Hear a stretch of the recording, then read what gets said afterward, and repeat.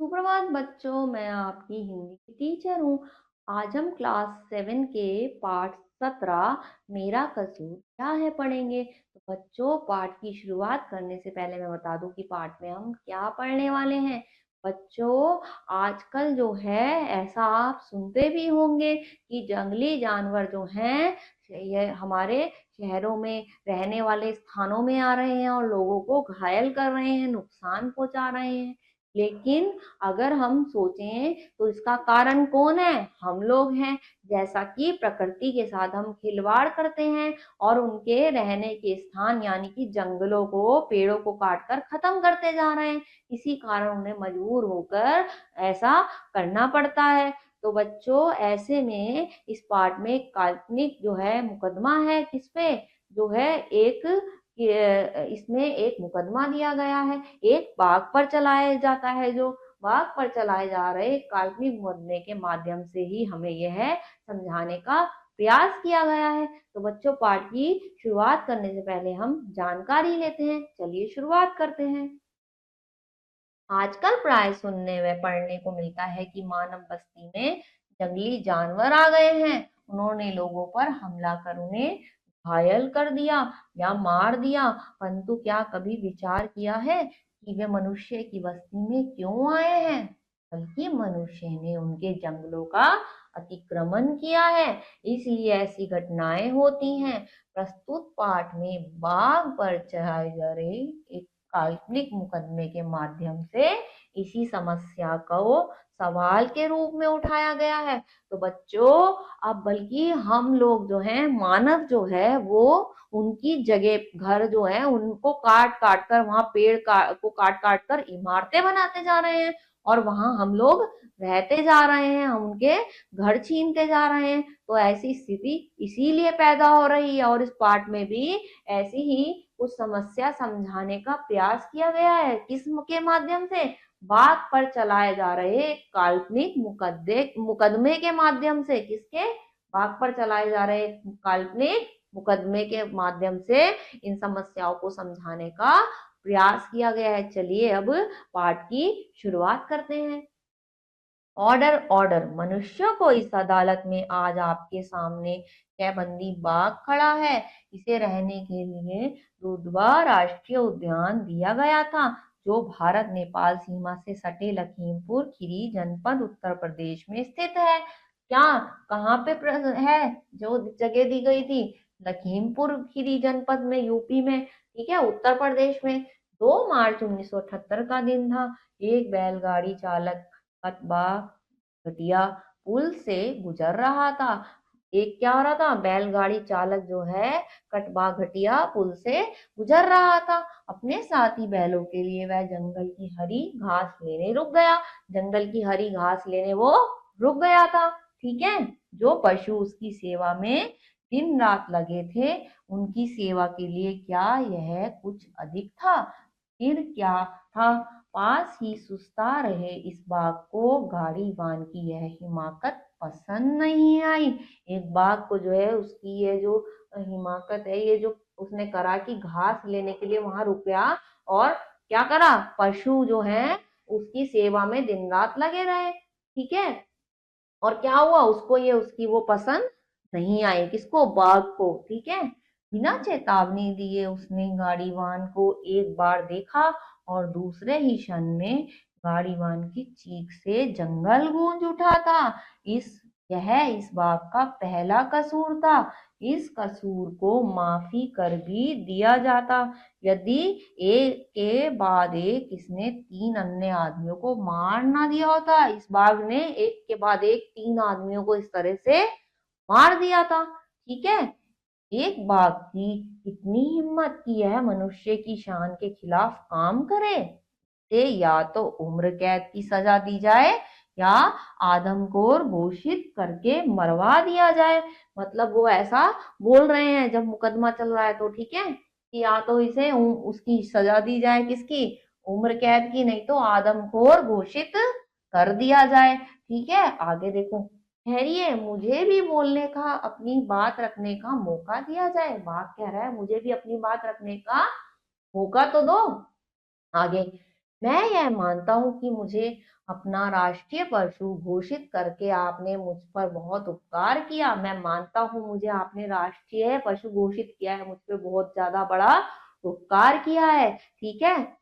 अपने कंक्रीट के साम्राज्य में कुछ राष्ट्रीय उद्यान और अभयारण्य बनाकर हमें रहने की जगह दी। हमें जगह भी दी आपने इतनी, जो है हमारे लिए बना के। कह रहा है मैं मानता हूँ हम पे बहुत उपकार भी हुआ। फिर यदा कदा चीवों और हाथियों पर पर्यटक के रूप में आकर हमें इस बात का भी एहसास करा दिया जाता है कि आप बुद्धिमान मनुष्य हैं और हम आपकी दया पर जीवित रहने वाले वन्य पशु। और फिर जो है पर्यटक के रूप में आकर यह भी एहसास करवाया जाता है हमें कि आप बुद्धिमान मनुष्य हैं और हम आपकी दया पर जीवित हैं। वो कह रहा है बाघ अपने बारे में। ठीक है, आगे देखते हैं आगे क्या होता है। हमारी तनी हुई मांसपेशियों, कसे हुए पुट्ठों और स्प्रिंग की तरह लचीली कमर पर उभरा हुआ सुडौल सीना देखकर हाथी भी अपनी चाल तेज कर देता है। हमारे इस शरीर को देखकर जो है हाथी भी अपनी चाल तेज कर देता है, वो बताता है। मगर आदमी जानता है कि उसे हमसे डर की कोई आवश्यकता नहीं है। आदमी हमारा प्राकृतिक आहार भी नहीं, फिर भला हम उसे क्यों मारेंगे। वो कह रहा है आदमी हमारा प्राकृतिक आहार नहीं है, फिर हम उसे क्यों मारेंगे। ठीक है। सच तो यह है कि हम स्वयं ही आदमी से डरते हैं, हम खुद ही आदमी से डरते हैं, आदमी को देखकर रास्ते से हट जाते हैं।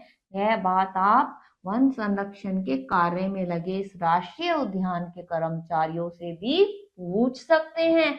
वो भी आपको बता देंगे कि हमें खुद आदमी से ही डर लगता है। वो ऐसा बता रहा है।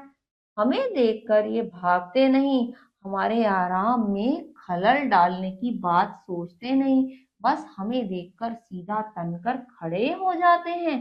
हमारी आंखों में आंखें डालकर तब तक घूरते रहते हैं जब तक हम इनका रास्ता छोड़कर चले ना जाएं। कह रहा है जब तक हम इनका रास्ता छोड़कर चले ना जाएं तब तक ऐसा करते रहते हैं। उस अपरिचित चेहरे 1.25 मीटर ऊंचे, लंबे पांकदार उंगलियों और सबरी हुई जुल्फों वाले जीव में मेरी कोई रुचि भी नहीं थी। वो कह रहा है मेरे को उसको मारने की कोई रुचि नहीं थी।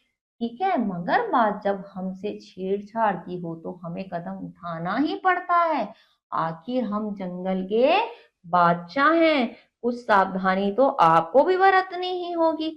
आप हमसे यह आशा तो नहीं कर सकते कि हम गीदड़ों की तरह दुम दबाकर भाग जाएं। वो कह रहा है कि हमें कोई भी हमारा नुकसान पहुंचे के चला जाए तो हमें भी तो अपना बचाव करना होगा।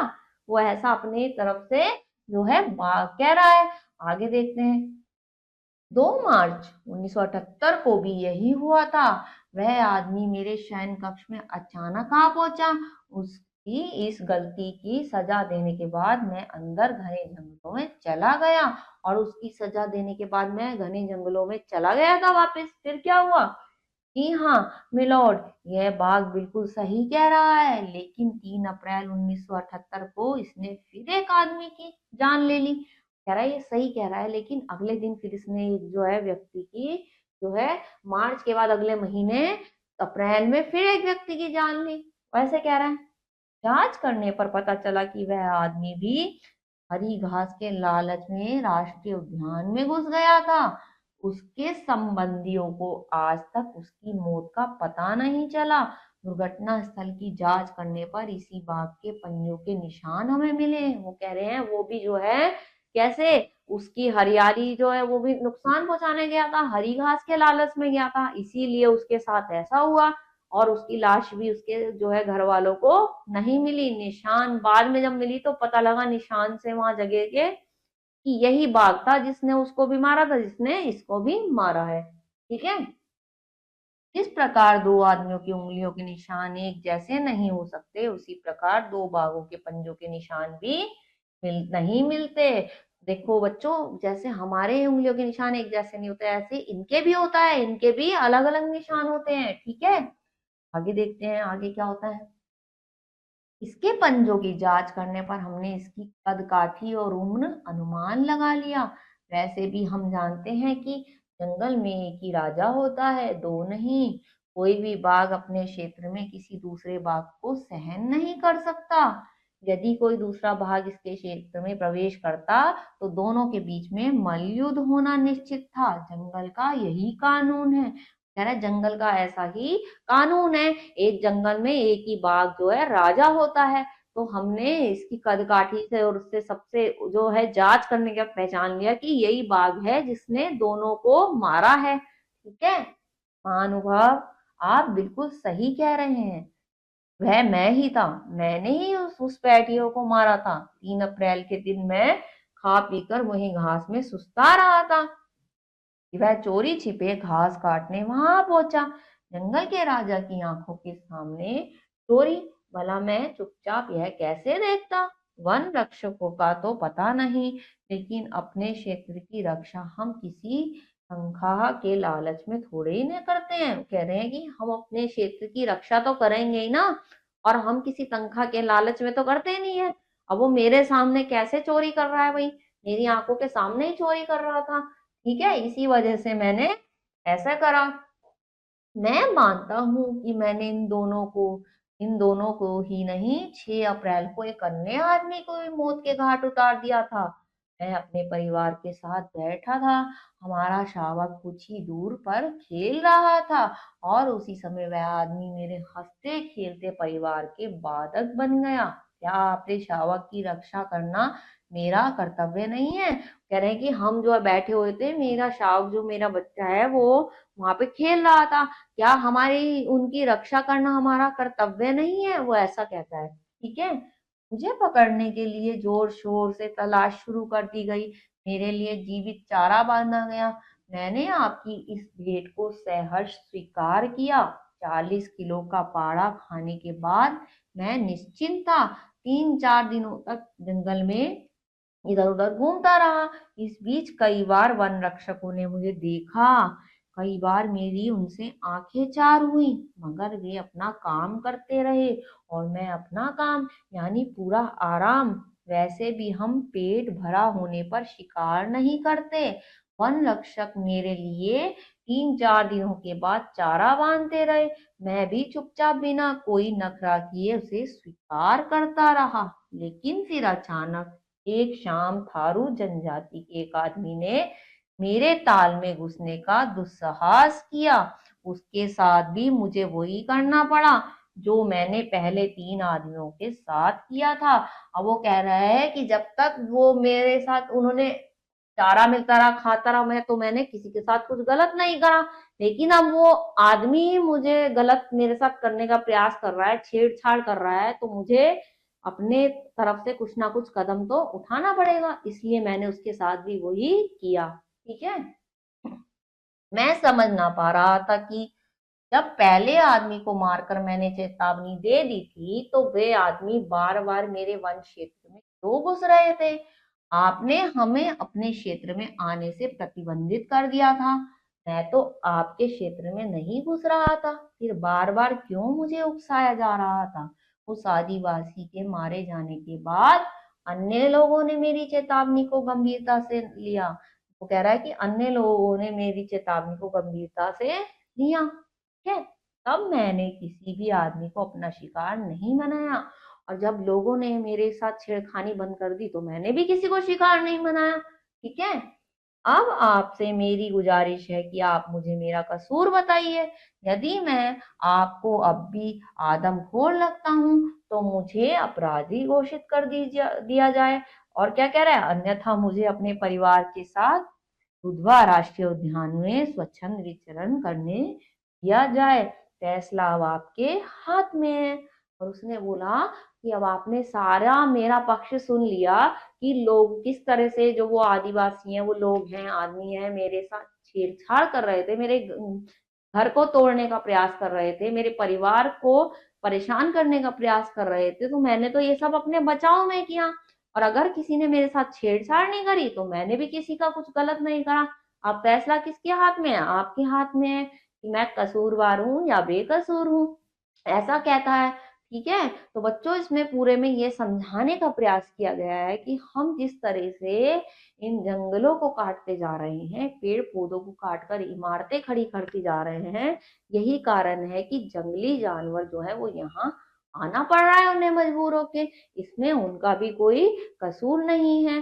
तो हमें जो है पेड़ लगाने चाहिए, उनके साथ खिलवाड़ नहीं करना चाहिए, प्रकृति को वही का वही अच्छे से संरक्षित रखना चाहिए, उसमें हमारा सहयोग रहना चाहिए, तभी हम भी सुरक्षित रह सकते हैं।